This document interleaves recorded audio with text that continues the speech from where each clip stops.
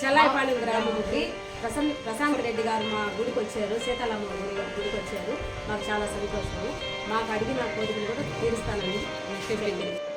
First మా ఊరికి వచ్చినప్పుడు మేము ఆడగుడుసులాగా ఆహ్వానించాం. మళ్ళీ మేము తిరణాలు చేసుకుంటా పాంప్లెట్ ఇచ్చుకొని ఆమె దగ్గర పోయి ఆహ్వానించాం. ఆమె తిరణాలకు రాకుండానే మాకు మీకు ఏమన్నా సమస్యలు ఉంటే ఇక్కడికి వచ్చినప్పుడు చూస్తాను అన్నారు. 25,000 పంపించింది మాకు.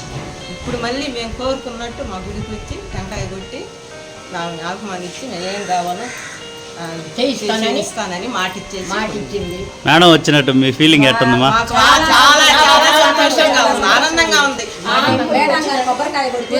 పువ్వు వచ్చింది, ఇదిగో మంచిది.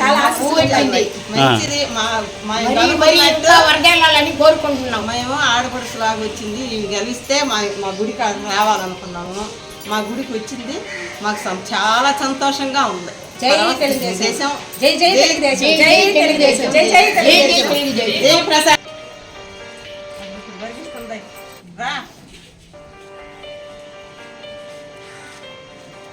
Please subscribe my channel.